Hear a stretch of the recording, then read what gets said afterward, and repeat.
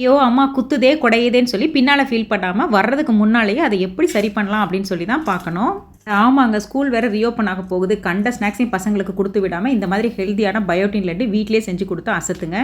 அதுக்கும் முதல்ல கேஷ்யூஸு, பாதாம், பிஸ்தா, அதுக்கப்புறம் வந்துட்டு வால்நட்டுன்னு சொல்லி எல்லாத்துலேயுமே ஒரு கப் அளவுக்கு மெஷர் பண்ணி எடுத்துகிட்டு இந்த மாதிரி நல்லா ஒன்றும் பாதியமாக பொடிச்சு எடுத்துக்கலாம். ஒரு பேனில் 2 டேபிள் ஸ்பூன் வரைக்கும் நெய் சேர்த்துட்டு நம்ம பொடிச்சு வச்சிருக்கிற நட்ஸ் எல்லாத்தையும் இது கூட ஆட் பண்ணிவிட்டு நல்லா லோ ஃப்ளேமில் வச்சுட்டு ஃப்ரை பண்ணி எடுத்துக்கலாம். இந்த அளவுக்கு நல்லா ஃப்ரை பண்ணியிருக்கணும். அதே கப்லேயே வந்துட்டு ஒரு 1/4 கப் அளவுக்கு நான் சன்ஃப்ளவர் சீடும் 1/2 கப் அளவுக்கு பம்கின் சீடையும் எடுத்துகிட்டு லோ ஃப்ளேமில் நல்லா ஃப்ரை பண்ணி எடுத்துக்கலாம். ஸோ இதையும் பார்த்தீங்கன்னா நல்லா பொடிச்சு எடுத்து அந்த நட்ஸ் பவுடர் கூட ஆட் பண்ணி வச்சுக்கணும். ஸ்வீட்னஸ்க்காக அதே கப்பில் ஒரு 3 கப் அளவுக்கு கொட்டை எடுத்த பேரிச்சம்பழத்தை இந்த மாதிரி நல்லா நைஸாக வந்துட்டு அரைச்சி எடுத்துட்டு ஒரு 2 டேபிள் ஸ்பூன் நெய்யில் கையளவுக்கு கருப்பு திராட்சையை நல்லா வதக்கி விட்டுட்டு அது கூடவே டேட்ஸையும் போட்டு நல்லா வதக்கி விட்டுட்டு அதை இந்த நட்ஸ் பவுடர் கூட சேர்த்து உருண்டைகளாக பிடிச்சு எடுத்துக்கலாம். அவ்வளோதாங்க, சூப்பர் அண்ட் டேஸ்டியான ஹெல்த்தியான பயோட்டின் லட்டு வந்து ரெடி ஆயிடுச்சு. நான் கூடவே கொஞ்சம் கருப்புளுந்து லட்டும் செஞ்சுருந்தேன். லாஸ்ட்டாக நான் வந்துட்டு கசகசா அப்படி இல்லைன்னா வெள்ளை எள்ளில் இந்த மாதிரி உருட்டிக்கலாம். அவ்வளோதாங்க. பிடிச்சிருந்தா சப்ஸ்கிரைப் பண்ணுங்க. தேங்க்ஸ் ஃபார் வாட்சிங்.